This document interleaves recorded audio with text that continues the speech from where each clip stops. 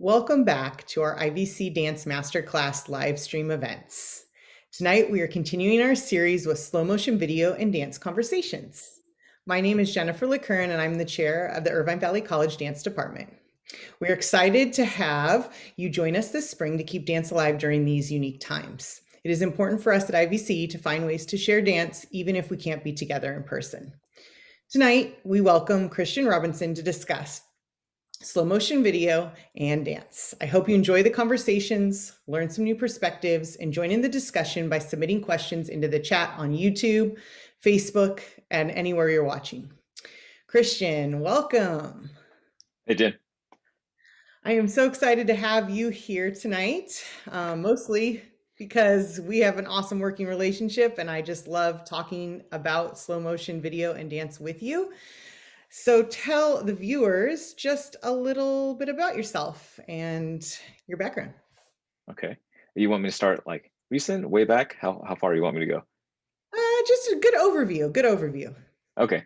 So I am kind of a foot in two different worlds. I work in kinesiology, which has to do with the study of movement. Specifically, my degree is in sports medicine, but an emphasis also in biomechanics, exercise physiology, strength and conditioning. So all the things necessary to both help an athlete recover from an injury and also improve their performance. On the opposite side, I actually, when I transferred to my four-year university, I was an art major. So in that world, I was 3D animation, photography, and drawing. And my whole life, I've just been trying to blend those two things together. So when it comes to what you and I do, I kind of pull from both of those. And in the art world, or I should say, I guess now the slow motion video world, I am a phantom tech.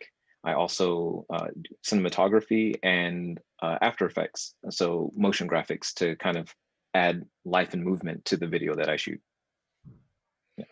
Yeah, I definitely feel like your kinesiology background connects us so well because we speak, or as we've learned, as much as we speak a little bit different languages, we're really doing the same thing with Oh dance yeah. and kinesiology. So it's definitely helped us connect dance in slow motion video too, because you have an understanding of movement. So, how did you get into slow motion video work in the first place? Well, that's funny. It's actually goes way back with my brother and I. My dad had a VHS player, a cassette player, and it was I think it was Go Video, and it had two decks that allowed you to copy from one tape to the other. So not bootleg, but actually legitimate.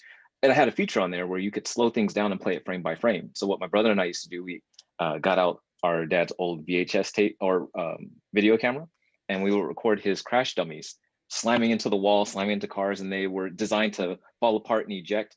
And then we would go back and play it slowly, and I could see every little thing that was happening. And that kind of has been my frame of reference, or how like I give context to the world.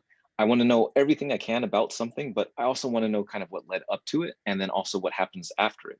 So that led me into photography, and where I could freeze a specific moment, but that wasn't you could say slow enough or fast enough. Like there wasn't a continuous flow of information. And slowly but surely, I got into video. Back in 2000, while I was still in junior college, I got one of the first Canon digital cameras. And I would take that to my track meets and started filming my teammates and then showing them what they were doing and like showing the coaches and figuring out where they could improve. I didn't realize what I was doing at the time. It's exactly what I'm doing now, but that's where it started. And then as time has gone on, I just kept looking for pieces of technology that would allow me to continue to build out that skill set. And that took me to earning my Phantom certification with AbleCine up in Burbank. I had a wonderful teacher, Juliet, who taught me about the Phantom cameras. And then, you know, finding out when they started adding 240 frames per second to the iPhone and uh, building up to more professional cameras like this guy here now. Yeah, so what businesses do you run now? Because I know slow motion video is your life, really. So talk Yeah. about the two different angles of how you use it. So it's kind of, I guess, just continuing on with what happened in school. We have Super Slow Mo, where we focus on the production and cinematography of shooting with high speed video. And then we have Sprint Academy, where we focus on the education and the teaching and application of that kinesiology experience that we have. And Super Slow Mo feeds Sprint Academy and vice versa. So, like, if I need to film athletes, I put on my Super Slow Mo hat so that I can then take that high speed video and show it to the athletes and then put on the Sprint Academy hat and teach them about their mechanics and where they can improve. And just I will nerd out on you and start talking about more, so just stop me when I need to. Yeah. Yeah. Well, it's definitely cool because you're able to combine that knowledge and be, like in dance, we always call it a triple threat. In yours, it's a double threat, but it's a really big double threat in a way, right? Or we can hear about both of those things, which is awesome. I'm just going to remind our viewers, if you have any questions as we go along, to please throw those into the chat, and we will respond to you live with answers at the end of our live stream tonight. So go in if you're on Facebook or YouTube and throw those in there. All right, I want to talk a little bit now about how slow motion video came to IVC Dance, because Yeah. I think it's interesting, and we've done some really cool things. So I want to talk about the past and then move into the present. So do you want to start off how me and you Yeah. met, how we kind of got started? Sure. I started off, I had gone back to school to kind of brush up and improve my chops in After Effects. And my teacher at the time, Terry, he, we would spend time after class talking about different projects, and I would show him what I was working on and talk more about what my businesses were. And he'd say, you know what? I have someone that I think you should meet. I think you guys would hit it off. You kind of have some similarities. I didn't know, but he was talking about you. So he introduced us via email, and I set up an appointment to come talk to you. And that's how it started. Yeah, we definitely just started chatting, and it was interesting because I have a background with motion capture. Hmm.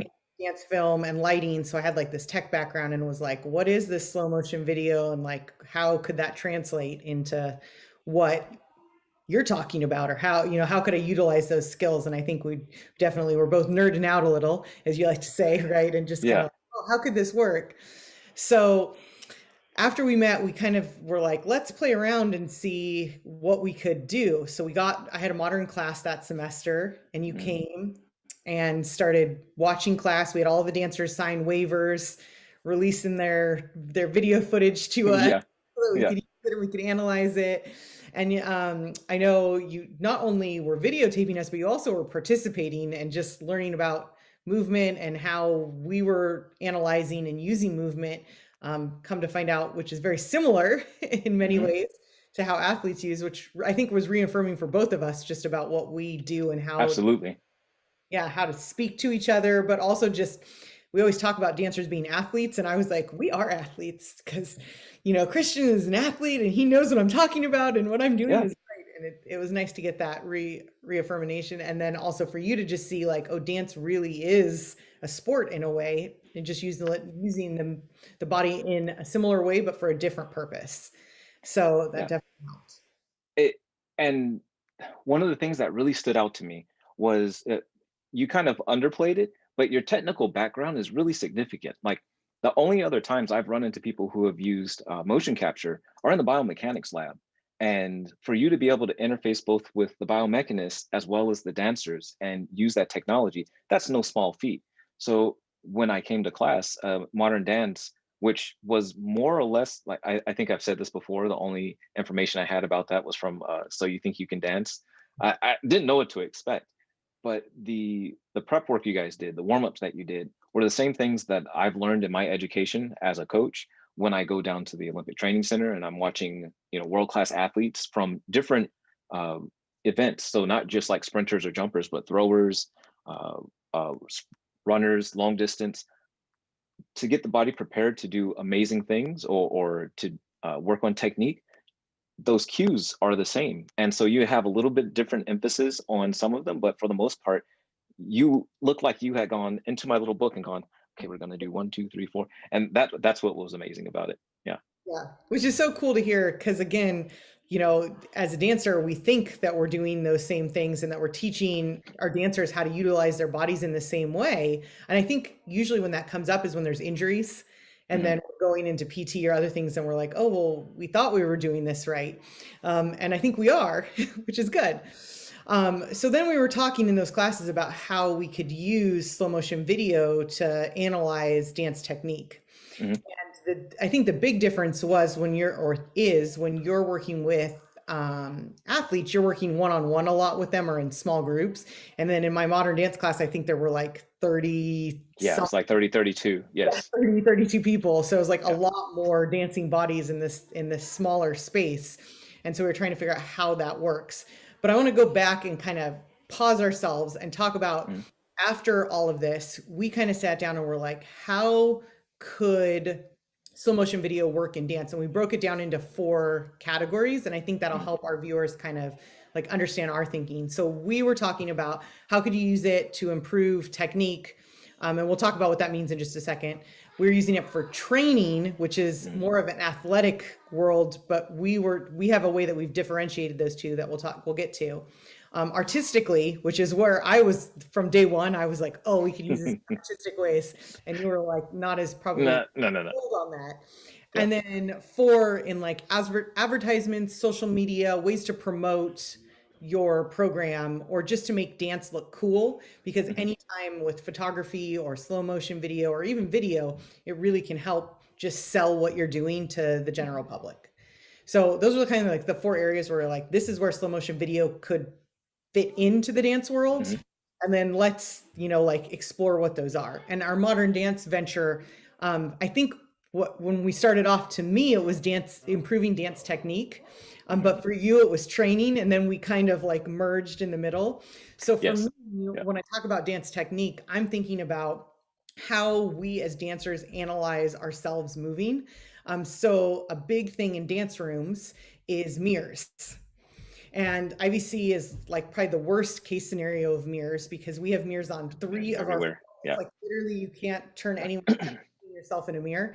If there's not a mirror, there's a door and you're looking outside. Hmm. So and I've found, particularly even with my teaching, that I start to rely on the mirror. So instead of actually looking at a dancer and what their body's doing, I'm looking in the mirror because I can see all of these different things happening. And for whatever reason, I'm using it as a crutch in a bad way. And then the other thing, as a dancer, performing movement, I'm dancing, but then I'm trying to look in the mirror to make sure my body placement's correct, which, as we know, as soon as you tweak one thing, my head, my eyes, whatever it is, that completely changes the exercise and how I'm going to perform it in most likely not a good way.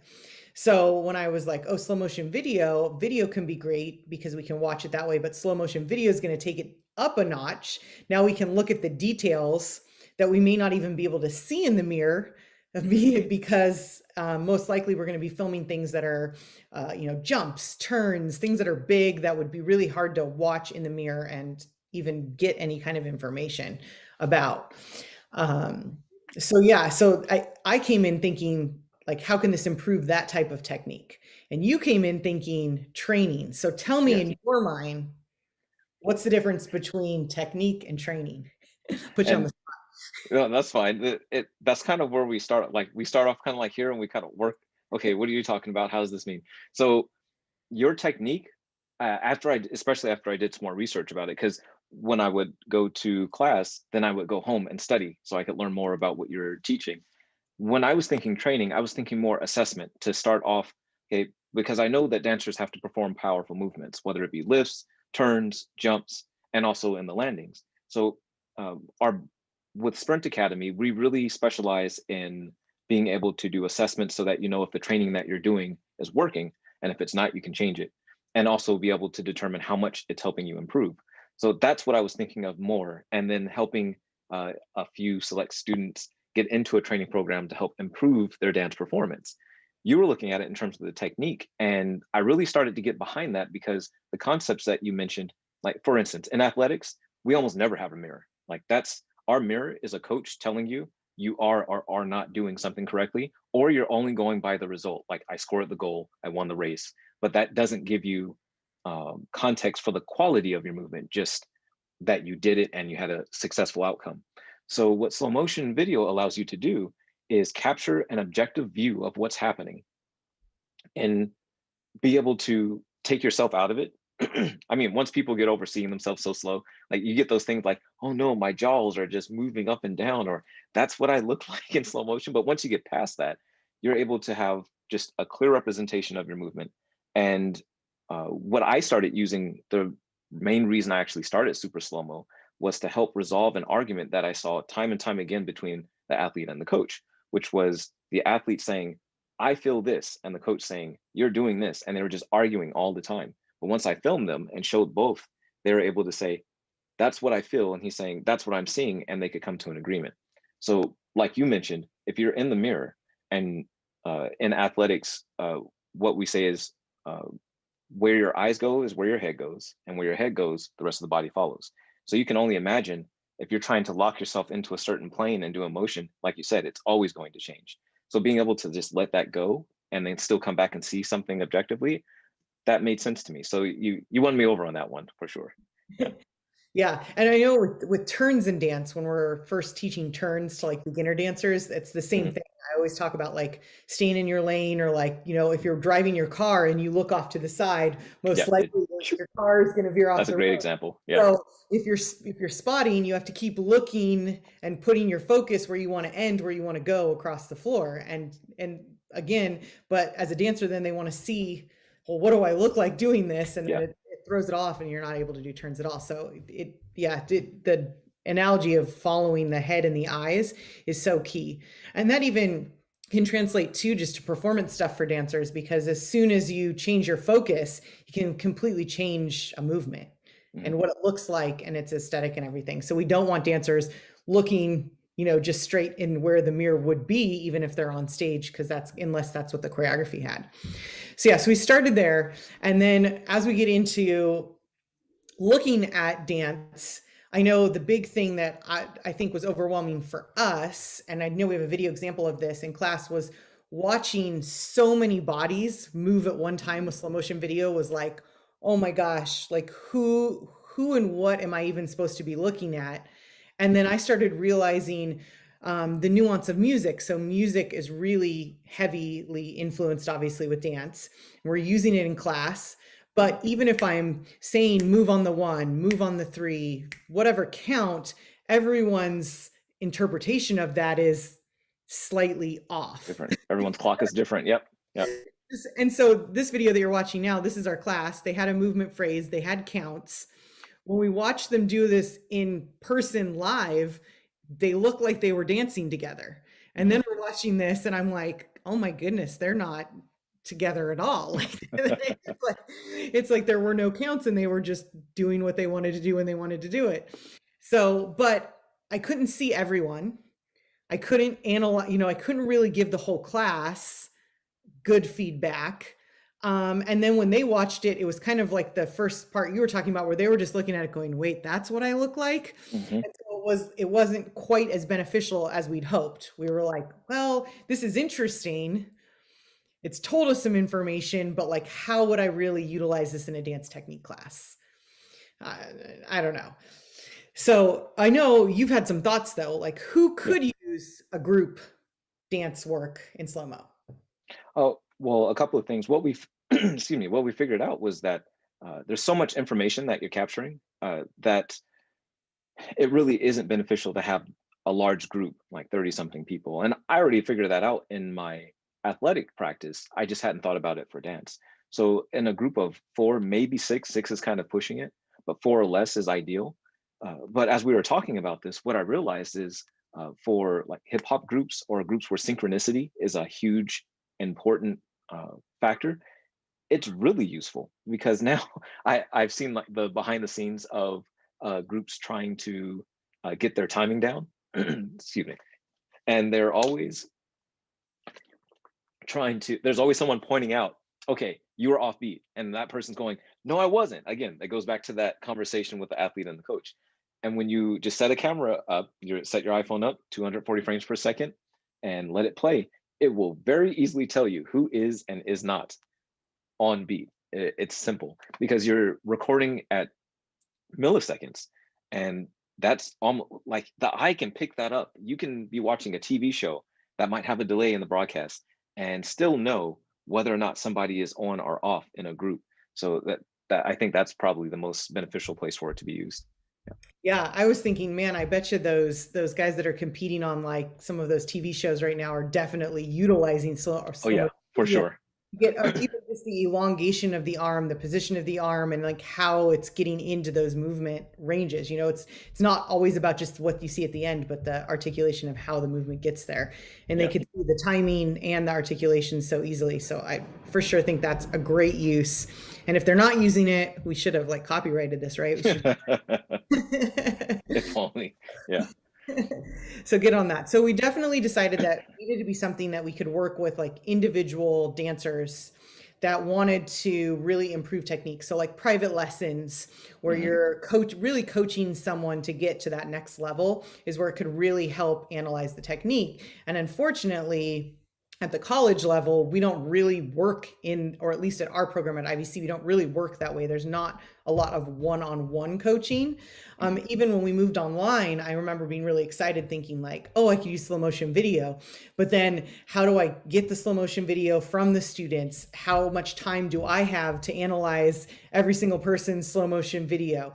So I do think that for our dancers that are out there in IVC, this is something you could use yourself. If you're struggling with a turn, if you're struggling with jumps, you could use this technology yourself with your iPhone or whatever, smartphone you have. You could Yeah. shoot yourself and you could start to analyze and look at that yourself, which is going to help give you those tools. And then you could go to your teacher and say, hey, I'm struggling with this one thing, versus the teacher, saying to the whole class, I need everyone to record this video and look at it and analyze it just for time purposes. So it needs to be a little bit of like initiation from the student's side to get into that. That's very true. Our experience with athletics is that only the people who are invested in wanting to improve are going to, how do I want to say this? They respond very well to the feedback and studying the slow motion. If they're really not interested in being technical about their improvement, uh, it doesn't help. So uh, your summary about them being assertive is correct. That's what we found in athletics. Yeah. Yeah. Yeah. So then we definitely were like, okay, we understand what technique and training difference is, how this could be utilized, how dancers could utilize it, and have decided that for right now, that's probably not the easiest way for us to work at IVC Dance. But inside of all of this, I was Your definitely part. pushing to do artistic stuff. So I just have to first and foremost say I am an artist. If I was to label myself, I label myself as a choreographer first. I am a teacher second. If I had my choice and had infinite funds, that's what I would do. So I'm always thinking about how things could be used in an artistic way.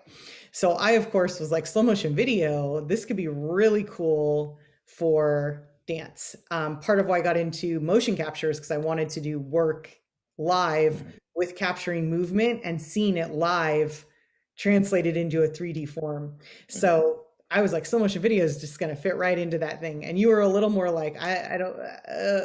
See, I flip it. I would probably call myself a technician first and like an artist second. So I'm always looking at how we can use things to solve problems and then like, oh, look how cool it is at the same time. Yeah. So your brain was definitely a little off. So then after our working together for that semester in a modern dance class, I was like, hey, next semester, like, let's do a piece and do some slow motion video. And you were like, okay, Mm, like maybe I could get on board with this. Like, let's see what you have in mind. So we had a meeting and I kind of like I feel like I pitched my idea to you. you did. It was, yeah, it was straight up a pitch. Yes, yes. It was a pitch and I had my dog and pony show. And my idea was I didn't want to create a separate video from the dance work, but I wanted to capture moments of importance in the dance work and make them slow motion so that once we saw it happen live, we would then see that image slows down so the audience could take in those details that they normally can't, because in live theater, if something happens like a turn or jump, then that's it. And you just have that one moment to capture it. And so I knew I was going to just do a duet. So just two dancers. And I wanted to put panels on the stage so that they would be moving through the space, but then there would be different images of the piece happening in slow motion while they were dancing live. And I think I sold you on it because you Well, said yes. And the way I framed it in my head, I didn't have the words for it actually until just now. Basically, what you were saying is you wanted to have a dance and interject like what instant replay, like for sports. That was my frame of reference for it. yeah. So the phrases that were happening, that movement happened, and you're like instant replay, so that they could take in what happened. That's how I understood it. Yeah. Yeah, exactly. It was like instant replay, but in artistic way. Hmm. But exactly that. And so you bought in, and then we had to definitely go outside of the two of us. We had to work with our pack folks to figure out how we could rig, what we could hang, how we could hang it, where it needed to go, and then how could the dancers still dance? Hmm. And and once we kind of worked through all those details, I think we had what, 7 panels was the Yeah. original idea, and then 7, then 5, 5, and then and then 3, 3, and then and we then ended 2. with 2. Yeah. So we definitely had like big dreams, but we scaled it back, but still were very satisfied with the end product. So Hmm. we ended up with these 2 panels. I know I wanted everything in black and white. I was very particular about that. I wanted black and white video because I wanted it to feel like old timey in a way, like that idea of like, I don't know, old film in my Almost mind. like stop motion. Yeah. Yeah. Yeah. And so the costumes were black and white. The lighting on stage was no color, just that black and white. We were barely going to be able to see the dancers. And we ended up landing on wood that was Hmm. hanging. And originally we were going to paint it white, thinking that the projection would be the clearest on white, but we were wrong. And white made it not work. So we went to black. So you couldn't see as much as these panels were hanging. One was upstage, one was downstage, so there was a depth perception between them, and the dancers could move, and they were we said right about neck height, right? Yeah, right about neck height. Yeah. Dancer went behind them, they were a little decapitated. We couldn't see their head. They just looked like a weird dancing body. And then we could see the movement, obviously, when they were in front or moving around them. And so we knew we didn't want the video to be on both screens the whole time, Mhm. flipping between the two, but the timing was important. So That was a that's where challenge. I kind of like baffled you. And tell us how did it land? How did you end up working through that? Well, here, I'll back up just a little bit because it wasn't just your pitch that sold me. It was also your attitude, right?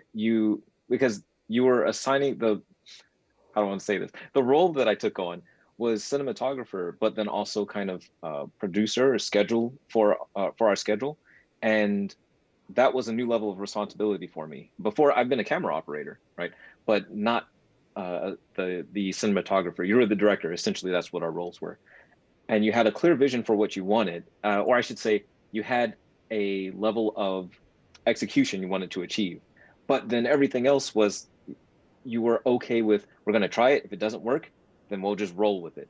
And that gave me the comfortability to say, okay, the world isn't going to end. Jim's not going to blow up if this doesn't work out. So I felt like I had room to try and fail. And that's definitely what made me say, okay, all right, we'll go ahead and try this. And with the timing as for the video, so for those who don't quite understand, while the dancers were moving through on the two separate panels, each video was 5 minutes to time along with the dance, but it wasn't continuous. It had to be phrases that would come fade in and fade out at the appropriate time. So I ended up learning a new software package, which is called DaVinci Resolve. I learned that it had the capabilities to be able to edit two timelines in a manner that would allow me to sync things up, but I didn't realize how much time I would have to put into it. And I actually ended up editing for almost it was either 24 or like 28 hours straight. I was just cutting and trying and sending Jen tests, and then she would say, "Okay, this is fine. Send it back," or "Here you go. Just keep going." And that was a challenge, but it was fun, and it definitely worked out.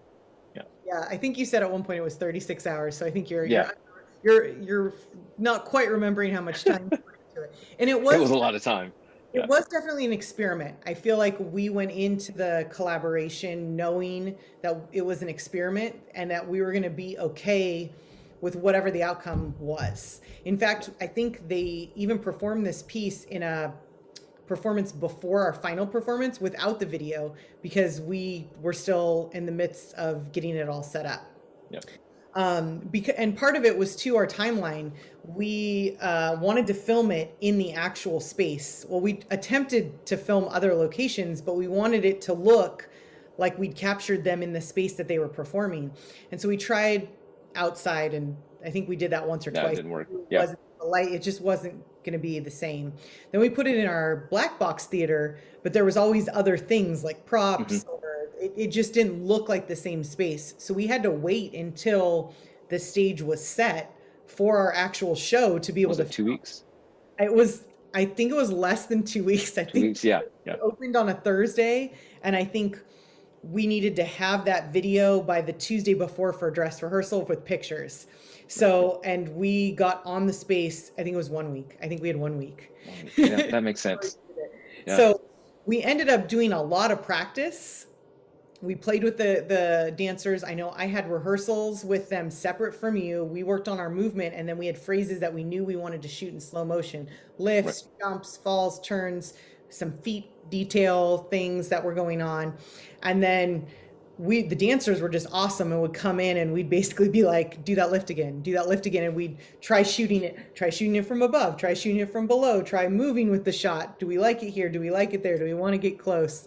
And we just made a really good list of what was working and what wasn't. So when we actually got into the space, I think we filmed over 2 days, Yep.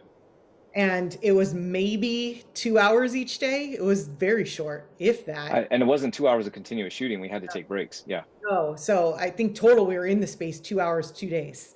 So, but to do everything, to get And everything set up and I work. don't think we have the video for it, but when you say that we were practicing, you were also teaching me the movements that you wanted to to have the camera go in. So you were literally like holding my shirt while I was operating the camera and guiding me through the space so I could get an idea of how you wanted the camera to move while the dancers were going through their piece.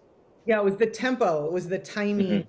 There was the musical counts. So like there's this one phrase where we you circled the dancers and I was like, "Oh, you've got to be here at Here at this point, yep. and yeah, so to make sure that you got there and you knew what the timing was, you essentially had choreography yourself. Yes, Had yeah. to learn the choreography. I think we do have though videos of the two panels. So let's put that up and we can keep talking, but then they'll be able to see. So we had the dancers, yeah, like individually on these panels to start off because they were individual, and then the Mhm. movement happened together, and you can see that it kind of continued through. But yeah, so we get into the space and we had this short amount of time to film it, edit it, and then we were lucky enough that our one projector was able to run two videos and we were able to edit based off the software that they had into this panels to make it run. So, but each of the videos, like you said, had to be the full 5 minute. 5 minutes, yeah. When we hit play on the videos, we hit play on the music, the dancers knew that was a go, the lights came up on them. Everything ran by itself for the full 5 minute piece until the very end when it all blacked out and was over. Yeah. But the audience didn't know, like right now there's still video running on the second panel, but it doesn't look like it to the audience when they're Right. watching it live. So, but I'm curious, share with the audience because I loved your reaction when you came in and were able to see the piece for the first time. So, talk a little bit about your experience of seeing that work come together. So I'm used to showing the video to athletes and then being able to see their movements and see an improvement in how happy they are. But I have not put it in front of an audience like what you're used to in your line of work. So being able to come in, especially after all of that editing and not knowing if it was going to work the way that I hoped it would. And first, I think my first show, I sat with you up in the upper level, Yeah, and the then yeah, the balcony. And then I actually came back another time with my family. And to see it and hear everyone's reaction to it and the comments as it was going, that was just, man, that was a wonderful feeling. I can only imagine that's probably what it feels like when you work on a movie and you go to the movie or the premiere and everyone has a great time because it got standing applause. Like that was something else. It was an experience I will not forget. Yeah. Yeah, I really feel like it made the experience even better for me because as someone who does this all the time, every semester we have shows, I forget the magic of what live theater can do and that, the energy you have from the audience after seeing a work. And then I know afterwards in the lobby, people were asking us questions like, how did Hmm. you do this? And how did it all come together? So it's fun to be able to then talk about the process and the art and have it all be appreciated, but also to have people get just excited about how they could utilize it and use it. Is there anything else about that about creating this piece? And the piece was called Nexus, and we performed it in spring 18, I believe. I believe it was spring I want to 18. say yes. Yes. That's sounding. Time flies. I know. Yes, communication and time management. Like without those two, we would not have gotten through this as uh, positively as we did.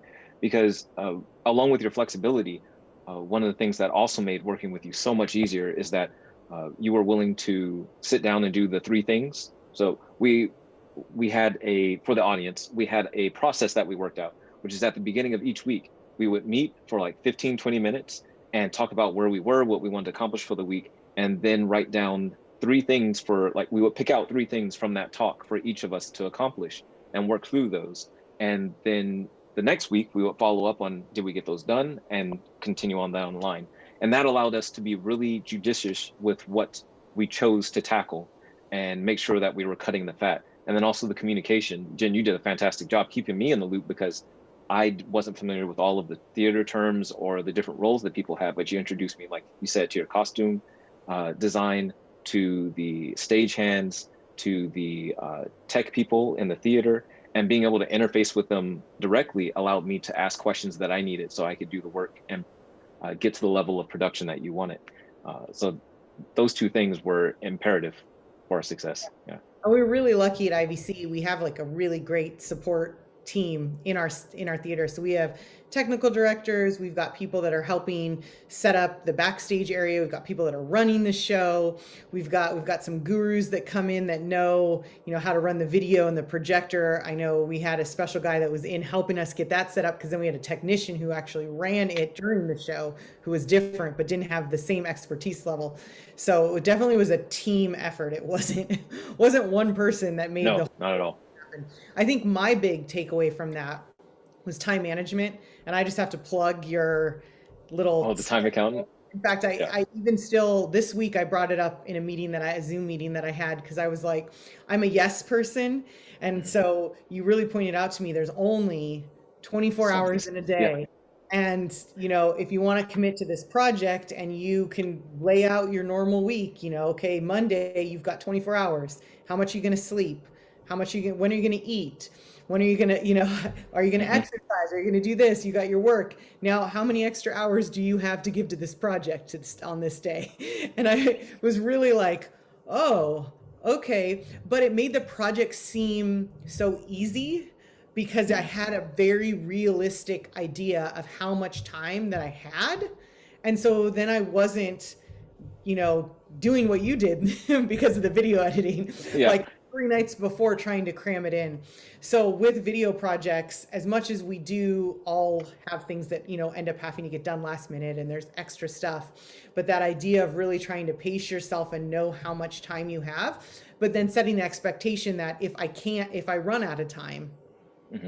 I'm going to be okay, and just do Yeah. the best job I can with what I have. And I really think those two things have made our collaborations work well, and why I'm continued to be excited about our project we're doing this semester, which we're going to get to later in our talks. All right, I'm going to remind our viewers, if you haven't added questions to the chat, please do so. We want to answer your questions, and I know you're going to dig deep with us, so that we get to places that maybe we haven't thought about in our talks. And I'm going to move us on to our last area that we are talking about with dance, which was advertising in social media. And I really think when we even did our piece back in 2018, I'm sure this existed, but now in the last year with COVID and being online and just using video in ways that we all haven't probably as much, Hmm. I'm so much more aware of slow motion video and dance, and I've seen so much more promotion and use of it on social media and advertisement platforms for companies, just influencers, dancers, folks. And I love, because you always text me. Me and Christian have our little text message chain, and if we Hmm. haven't talked in a while, I'll just get like a video or a Like, picture. have you seen this? Yeah. Have you seen this? Even today, I was in a meeting and he sent me some pictures, and I was like, oh, it just makes me so happy. So I appreciate that, but it's out there and people are using it, and I can think that it's going to continue to be a game changer in dance, and how to really sell or make what we do seem really cool so that people Hmm. want to take part in it And more and accessible. Yeah. more accessible. You found some awesome examples that we wanted to share. Do you want to talk at all about any of that before we show some of them, or you want to talk after? Well, the yeah. Talk after. Talk after. Yeah. All right, so let's show our first slow motion advertisement film, and we'll come back and talk after.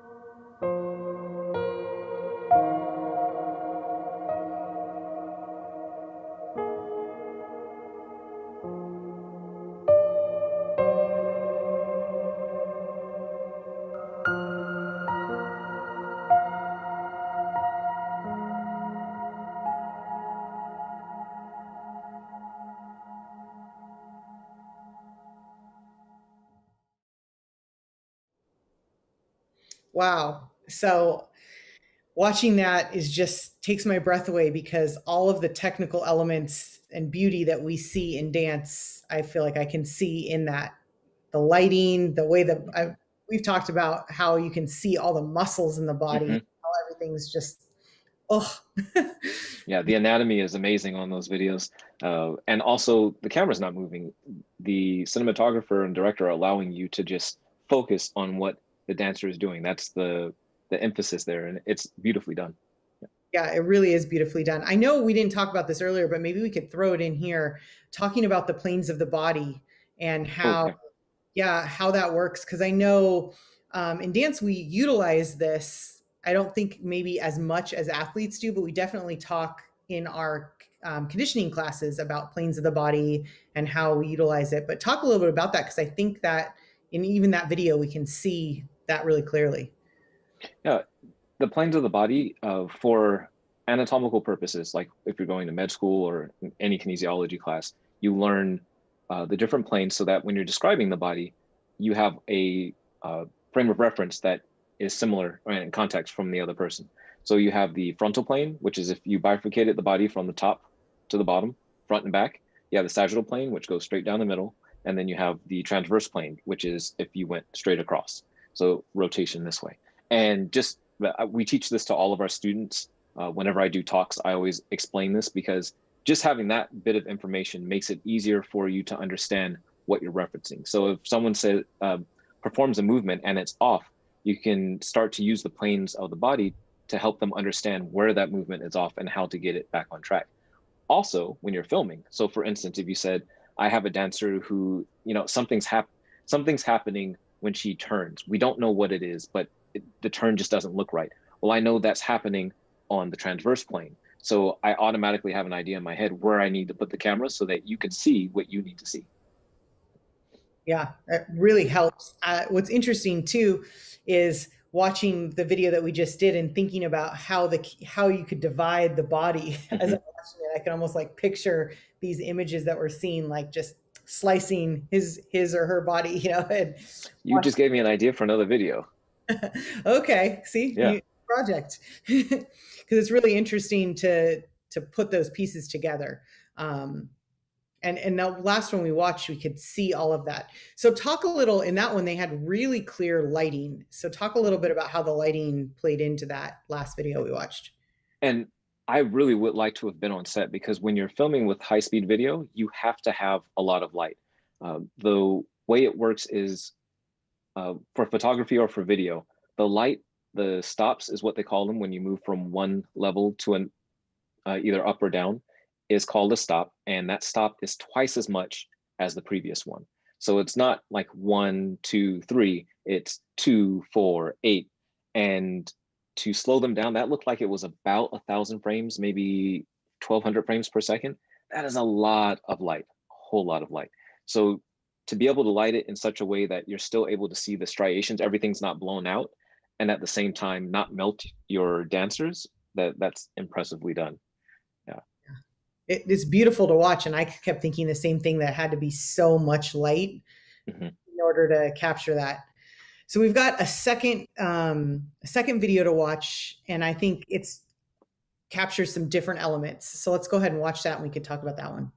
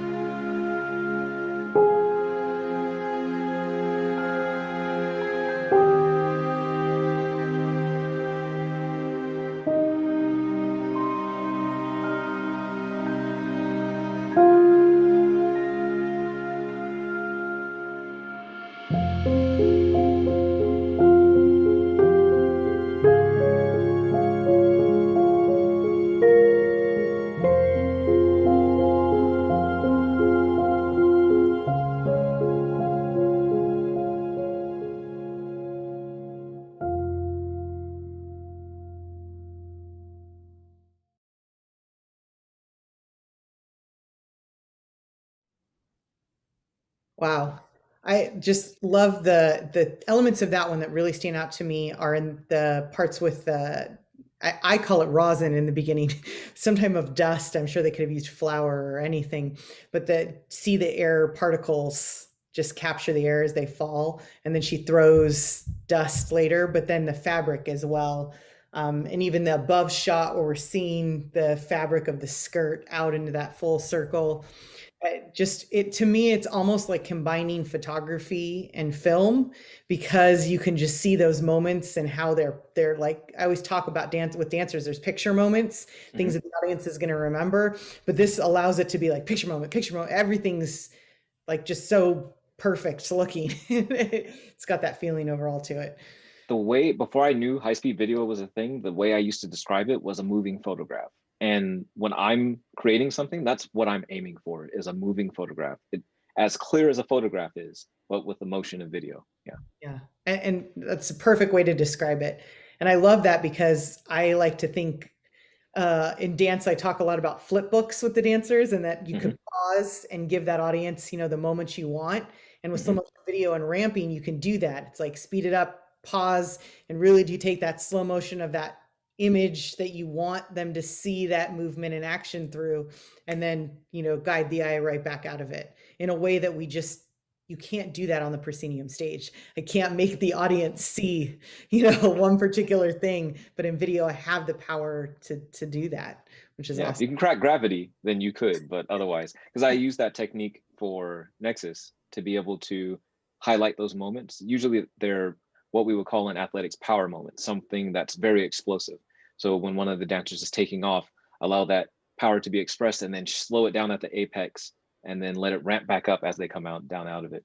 And in that last video, they show details of some of the movements. So just like when we were talking about the planes of the body, you can get even more detailed with the descriptions by talking about the body going from, say, distal to proximal, which would be from the furthest part away going towards the midline, or medial and lateral. Medial would be on the inside of the body versus the outside of the body.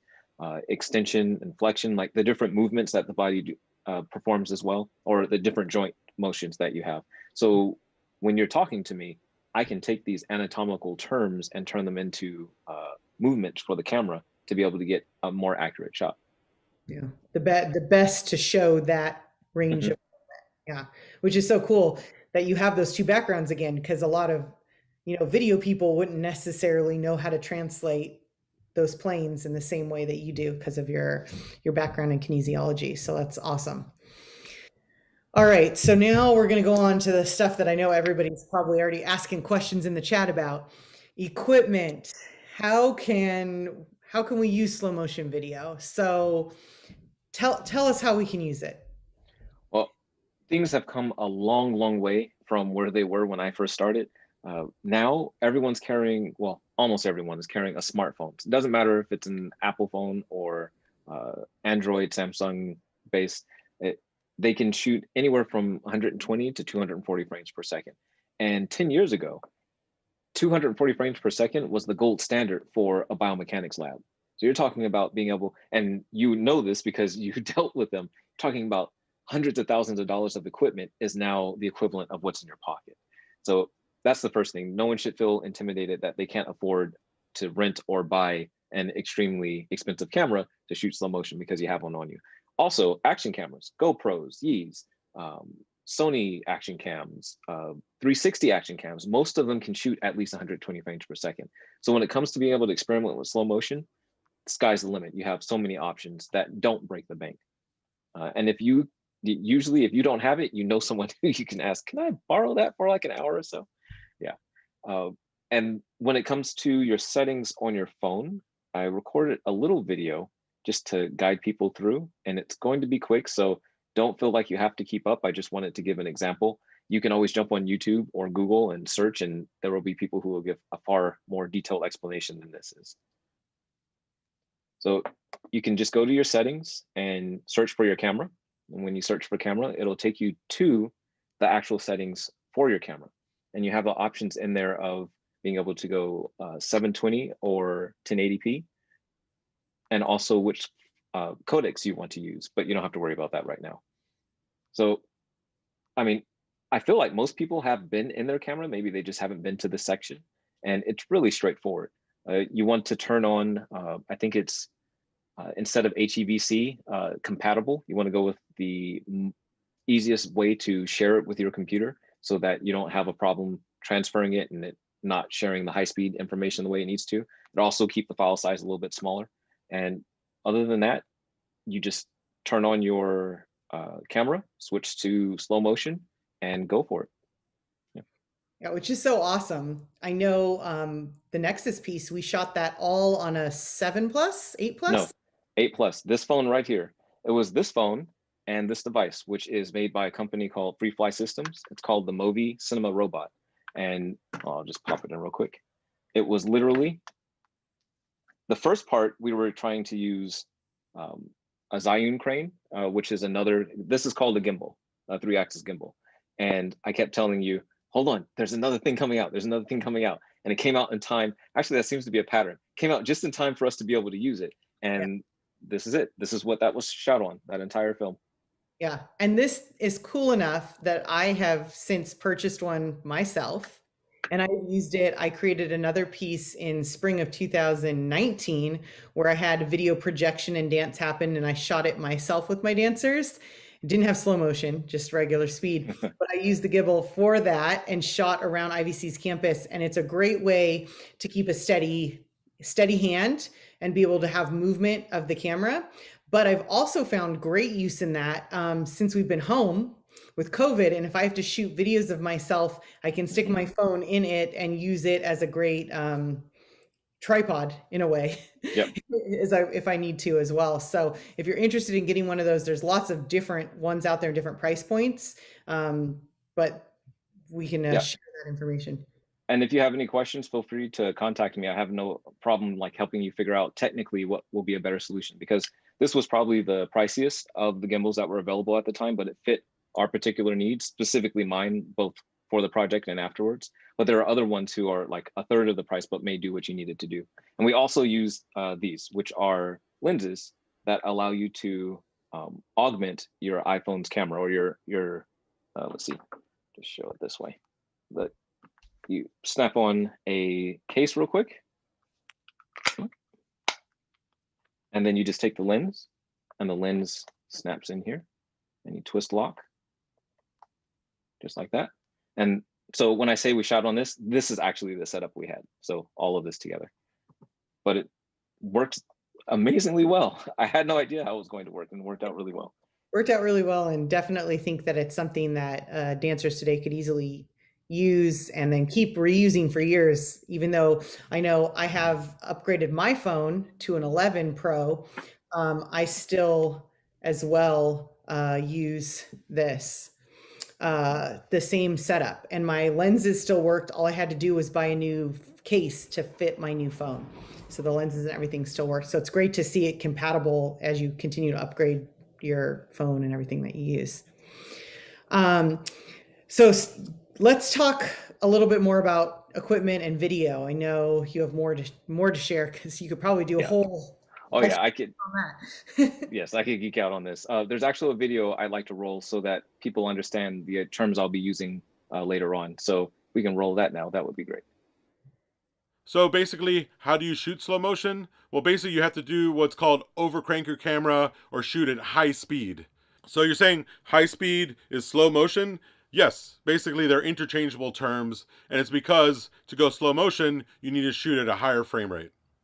So let's take a look at what this looks like. When you shoot 24 frames per second and play back at 24 frames per second, that's just normal real-time speed, what you would see it with your eyeball. But if, let's say now we shoot 48 frames per second, but we still play that back at 24 frames per second, now you're seeing it at half the speed it really happened, because you're spacing out those frames over more time. Now to take it to an extreme, let's say we're shooting at 240 frames per second.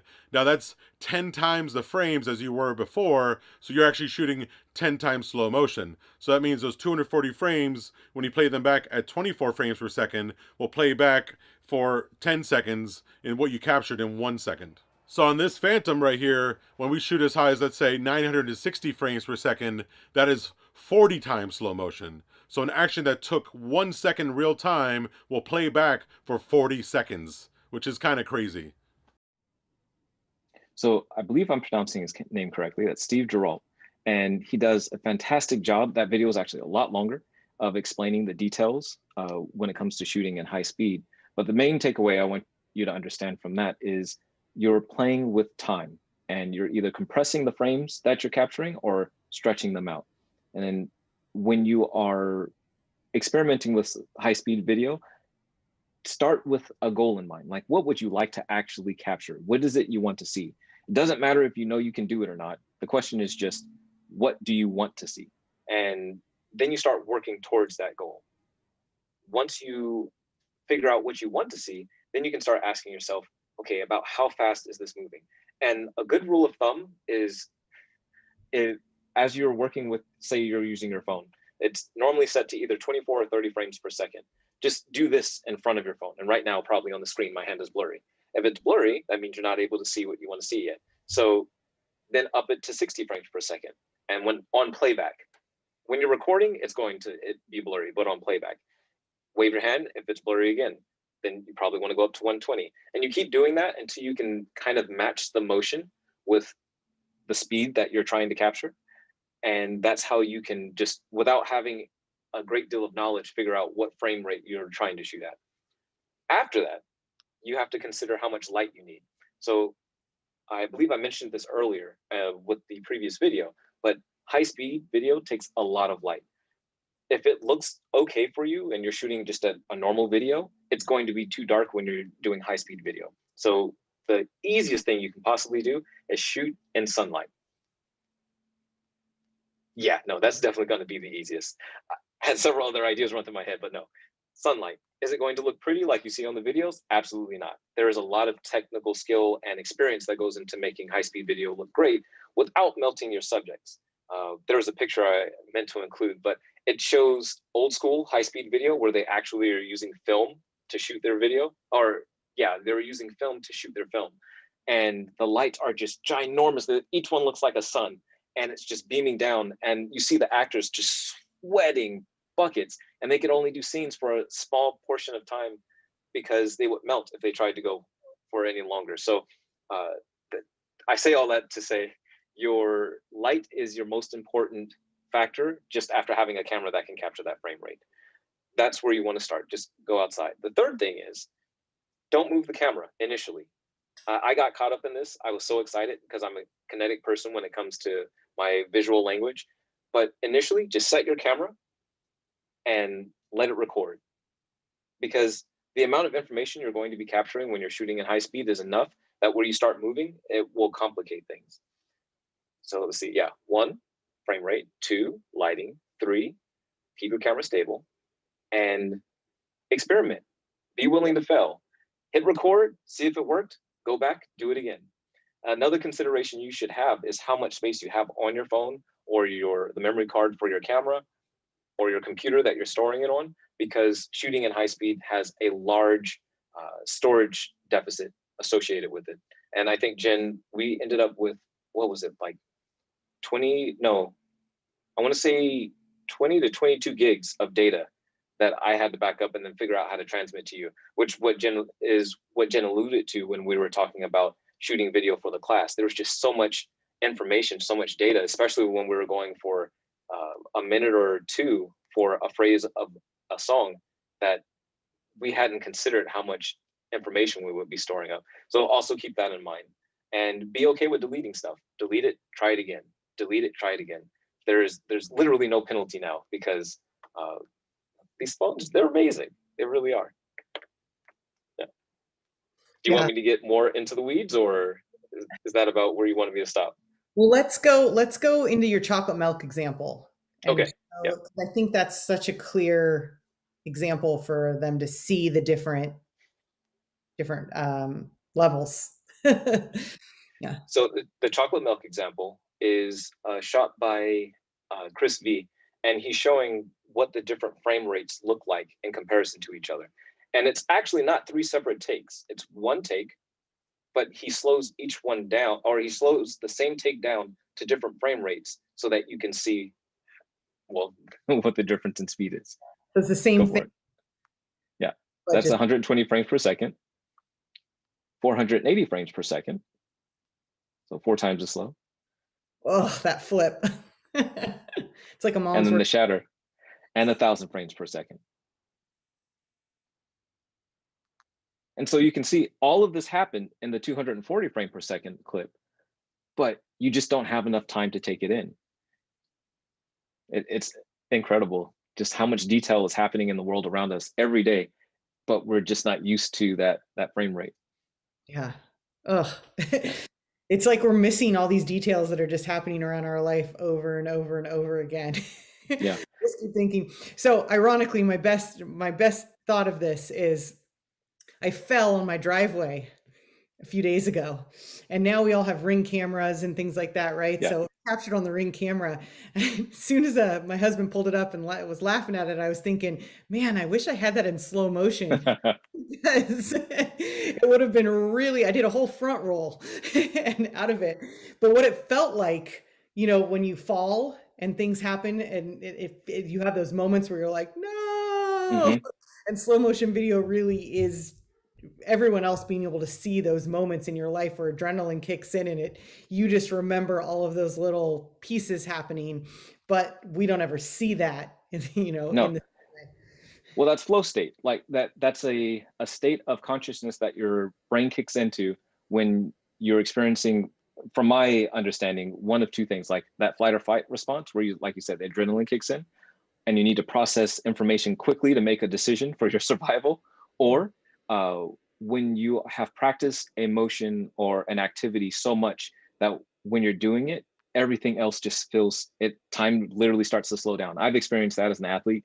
You hear other athletes at the pinnacle of their, or I should say, usually, probably because they're popular, they're the ones on TV.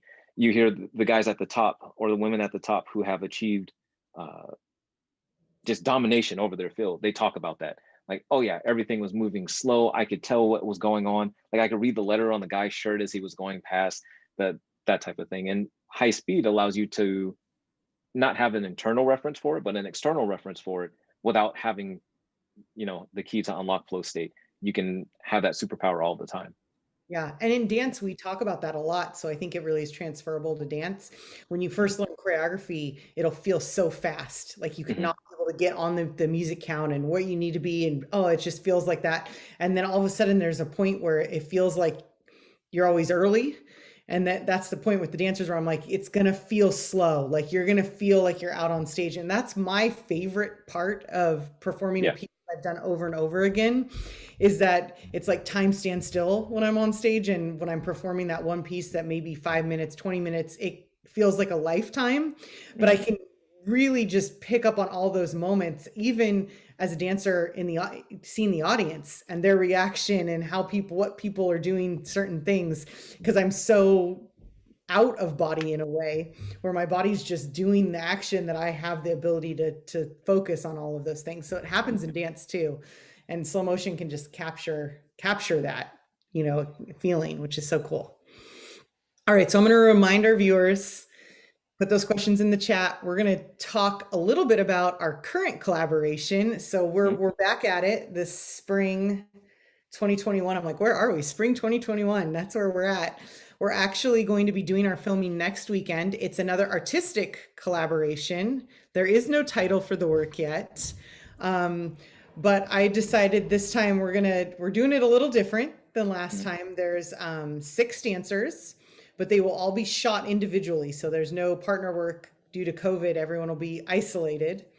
And I think my main idea was just falling initially Hmm. when I came to you, even though I think it's kind of twisted into falling, jumping, spin, like there's a little bit more than just falling now that we've kind of talked through stuff. But what is your takes? What do you want to share with our viewers about this Well, project? I deep end again, because now instead of just being the cinematographer, you're actually taking up editing. So that's something I don't have to be concerned with. But I'm trying to make it as easy as possible on you. Uh, I'm cinematographer again, but then also I was kind of a line producer. So you gave me a budget and I had to figure out how to make this happen, especially with all of the COVID restrictions. And that's been quite the challenge. It was like having a conversation with myself. Okay, we want to shoot like this. This would be really cool. All right, how much does it cost? This much. No. And having this discussion constantly with myself, that's been a challenge. I have a new appreciation for people who are responsible for acquisition, but it has allowed us to expand our abilities and pick this guy up. This is made by the same company as uh, who made this, Free Fly Systems. It's called the Wave, and it is a high-speed camera that doesn't require a down payment on a home. In case you guys, I didn't mention that, like a Phantom camera can start anywhere from 48 grand all the way up to like the high 200s, depending on what you kit it out with. And this is less than that. So it'll be fun to shoot with, but it'll allow us to use even higher frame rate. We can shoot now at 1440 frames per second at 1080p. So that's really exciting. Yeah, so we're going to be able to see a lot Mm-hmm. and really analyze it. And we have a fabulous costume designer, Christina, who is creating some awesome costumes that have lots of fabric and flow. So similar to the second video that we showed you as an example for advertising, where we saw lots of fabric moving with the dancers, we're going to definitely be utilizing that. And then you also have another piece of cool technology, is a drone that can Oh, shoot yes. from overhead. I know you may not have it with you, but tell No, us I don't. about that, because that angle's I'm pretty excited to be able to use. Yeah, 240 frames per second at 1080p on a Mavic Air 2. They keep making the names longer, made by DJI. And I'm a licensed FAA pilot. It's called the 107. So that means that I can fly commercially and as well as privately. What that allows us to do is film in that transverse plane, which is not a view that you get very often, or I should say very easily. The videos that we just saw, you actually did see people being filmed from that perspective, but that was a budget I can guarantee you is above what we have now. So it's going to be exciting being able to see how we can do this on a shoestring budget. Yeah. Yeah, I'm definitely excited about that. And then we are shooting outdoors. So Mm-hmm. we've definitely been tracking the sun, the time of year, how much is going to be the best sunlight for what. And then I was like, there's so many things. So Yeah, so many battery, aspects.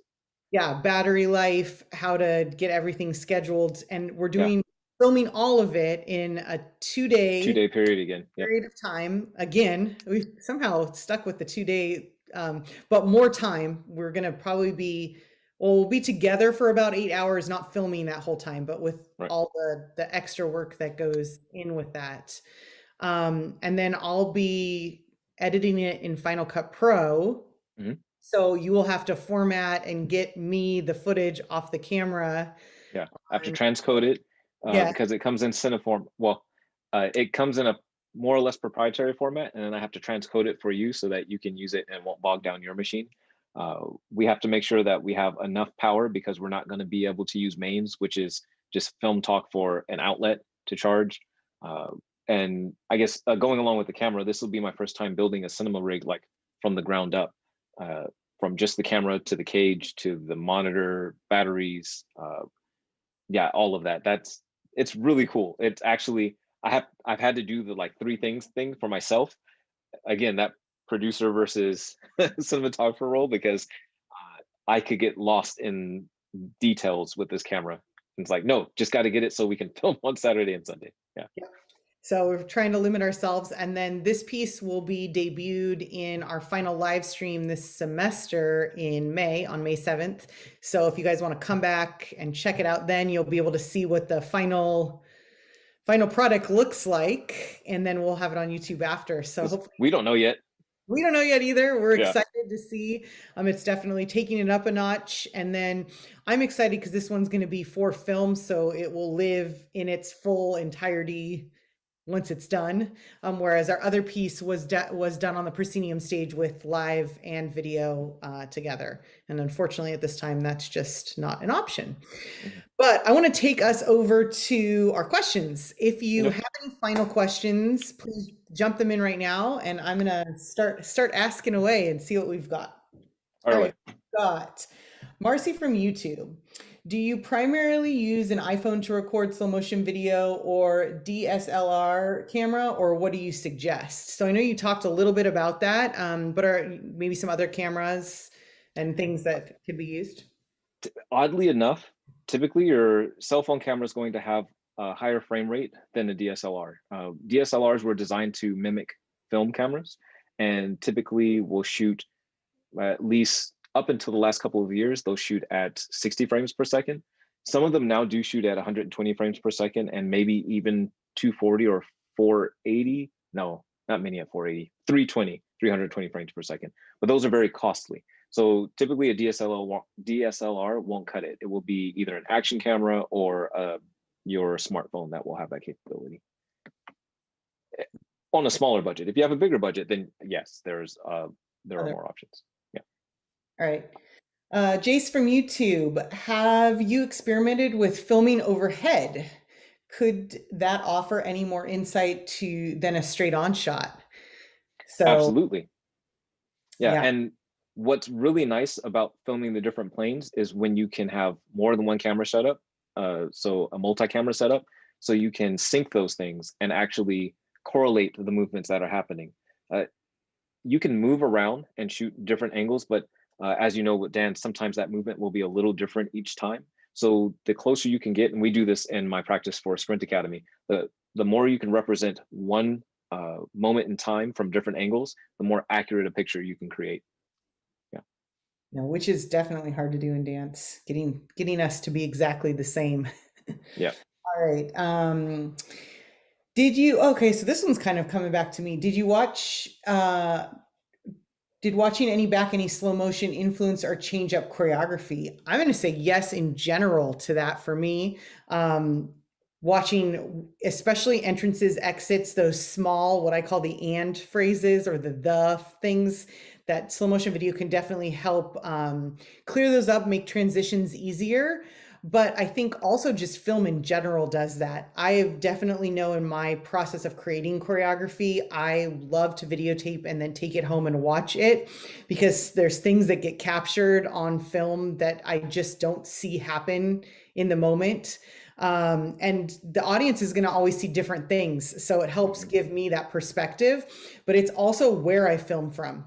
Sometimes something will really be fine from straight on, but then as an audience member, not everyone's sitting center in the audience. They may be a little stage right or a little stage left. So filming from those different angles and slow motion video helps just bring in those details in another way. So for And sure, go ahead. oh, Definitely. if I can add on to that, Yeah. you've been in your body for like your entire life. So you move away, it feels familiar to you, but what it looks like on the outside can be completely different. Matter of fact, there's a GIF that I included that I'd like to show, or I have brought up, where it shows the difference between what you think you're doing versus what you're actually doing, especially when you're trying to model someone.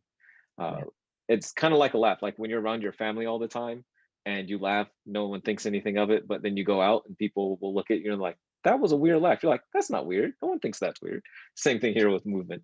Yeah, Yeah. What you think your movement looks like and what it actually looks like. it's like, yes. I mean, iPhones again have really changed that probably for dancers and athletes. Mhm. It just allows us to use not only slow motion, but regular video to see what everyone else is seeing and have a better understanding. And just so people, we say iPhones because that's what we have, but when we say that, it's like Smart. saying Kleenex or Band-Aid. It's just whatever phone you have. Yeah, whatever phone. I know. I'm bad about that. We should be getting paid from Apple, right? Yeah. Yeah, pretty much. All right, Alana from Facebook. What is the main thing that surprised you about the process of creating a dance work for performance? I think that's I'm going to ask you that. Uh, the main thing that surprised me. Um, Actually, the main thing that surprised me was how quickly your dancers adapted to the workflow of being asked to repeat the same phrase over and over and then showing it to them. The there's tons of research when it comes to self-modeling. Like when you're able to see yourself move and then go back, do the motion again, focusing on one or two things to try and change and see what that result was like, how quickly that can improve your learning. Well, watching that process right in front of us, as you were saying, okay, guys, this is what I want you to do. And they do it, and you're like, that's not it at all. And then they could see my slow motion video of it. they would go back and within like 2 or 3 tries actually be nailing what you asked, and that allowed us to move that much faster. So I think that was the part that really surprised me. I didn't expect it to be so potent in the dance world because, like you said, I was used to dancers this concept of always looking in the mirror and already being familiar with emotion. So yeah, that's what I would say. That's true. I agree, that during that piece, they really did a good job of taking that feedback and then, like, applying it and then retaining it, which Yeah. was key. So we saw it again and again in the right way after. Amanda from Facebook. When I shoot slow motion on my smartphone, I see lights in the studio flashing. Any Yes. recommendations on how to reduce the flashing of lights to highlight the movement more? This is going to be a terrible answer for you, but don't shoot in the studio. Okay, there's a reason for that flicker. Uh, in the US, our electrical, it's AC, which is alternating current, and it operates at 60 hertz. And what that means is that it's switching like 60 times per second, boom, boom, boom. And what happens with the high speed video is that above 60 frames per second, you're able to pick up that flickering, right? Because the camera's turning or capturing frames fast enough to see that turning on and off. And it gets worse the faster you go. There are special lights made just for filming in high speed so that that flicker does not come through. And that's what I was referencing before. Those giant lights, they're tungsten lights that are like miniature suns. They don't flicker because of the way that they're fed electricity. So the best thing you can do initially is go outside, use the sun. It doesn't flicker, guaranteed. And as time goes on, you can start talking to maybe the lighting professionals in your theater or reaching out to some of the companies that are in your area about flicker-free lighting for shooting at like 120 or 240 frames per second. But it is very specialized. That is, I'm glad you brought that up. That's an excellent question. Which is something that really makes it hard for dance because as much as we want to be able to go outside, if you're dancing on point where Yeah. you're dancing barefoot, finding a surface to be able to work outside makes it more challenging. So even if you could find some portable lights, maybe that would be cost effective if you're doing a lot of slow motion. That's something else to think. Yes. They do exist. I cost effective depends on what your budget is, but again, if you want to contact me, I can send you some of those links. But there are manufacturers who are now starting to specialize in this. I actually went to a conference, and all it was for a whole night was on the lighting for high speed. Yeah, Yeah, lighting's like a whole other. We could again do it a whole is. other Yeah. thing. All right. Well, we've talked about a lot. Is Mhm. there anything that you feel like we've left off or you want to share with our viewers before we have to wrap up for tonight? Uh, no, just experiment. Go out and try. Like really try. And it doesn't whether it be dance or I don't film yourself opening the door, as you go out the house, like things that your movement, see what you actually look like and experiment with it, um, play with it. It's also a really fun thing to do if you have young ones running around because you can see like how they develop. I have a 2-year-old, so I do this with him all the time. It's just an art form that I really do enjoy. And I know I said I'm a technician first, but I do really enjoy the art form of it as well. Yeah, I think they go hand in hand. I don't think you can really be one or the other. It's just you're both and you have an interest that drives you in one direction. Versus And the I other. agree. Yeah. I've been children and sledding has been our fun thing, watching in the Hmm. snow and the action of catching air Yep. in slow motion. It's a lot of fun. Anything can be captured in slow motion, and it's fun for people to watch, and the kids enjoy watching themselves too. Can I add one more question? I think it was Alana's question Yeah, or answer. The yeah, other thing that I really enjoyed was capturing the emotion in the dancer's face, something that you typically don't get to see because it's happening so quickly. With this, it was Elijah, correct? I Yeah, like the it's yeah. With his reach, there was a particular phrase where Elijah reached out and I was directly in front of him, and that moment caught me by surprise because you could actually see the concentration and the emotion he was trying to portray in that movement. Whereas I think because of the phrase, his back was no, his shoulder was to the audience. Yeah, So he was like on a diagonal a back. diagonal, yeah. So being able to capture that emotion, I think is something that is not quite focused on because we're always thinking about the movement and we'll like it will raise high-speed video in dance to another level when you can start incorporating that as well, because it tells a big story. And we're used to that when it comes to film, right? And just normal film, because the emoting of an actor's face is very important. But in dance, I think that's a missed opportunity. Yeah, that's very true. I know you've talked about like different films that you love, and I think it was the Sherlock Holmes one where you're talking about Oh yeah, that's a uh, famous slow motion scene. Yeah. yeah, the famous slow motion scene, but the face in that and Hmm. the reactions of what that looks like is something that really stands out to me. Or even in the Matrix, and when you see the slow motion stuff that happens, it's the facial stuff really can draw you into the movement in a Yeah. different way. Yeah. Yeah. If you guys haven't seen that, YouTube, Sherlock Holmes, Forest, slow motion. It's an incredible scene. Yeah. Got to plug it, right? All right. Well, thank you, Christian. As always, I love our projects together. I love working with you. You're my slow motion guru. I know you don't want to take that title, but you are. Thank And you. I appreciate all of your insight, technical, artistic, all of it. So thank you for being here tonight with us. Thank you. And I'd like to say thank you to my wife and my son for supporting me, for the people who have taken time to answer all of my questions. Believe me, there have been many of them. For Free Fly Systems, because of their equipment, that's allowed me to be as creative as I can possibly be. Able Cine actually is where I got a lot of my cinematic education. The professionals there are awesome, and they don't just do education, they also do rentals and what's the term that we use? Not on location, but when you have to do, oh, remote. They do remote stuff as well. So if you guys are looking for, like, it's for me, especially education, please look them up, because their teachers are second to none, and it will help you, especially if you plan on doing any dance and film together. You'll have a leg up on anyone else because they'll give you like the behind the scenes stuff. Yeah. Well, thank you to all of our dance production staff for their work to make our live stream events happen. We could not do it without you. We hope you can join us for our next live stream masterclass, guest artists and the choreographic processes at colleges with Michael Nicholson Rossi on Friday, April 7th at 8 p.m. Till then, please follow us on Facebook, Instagram, and YouTube to see what we're up to and join in with our dancing and fun. Thank you again and have a great night.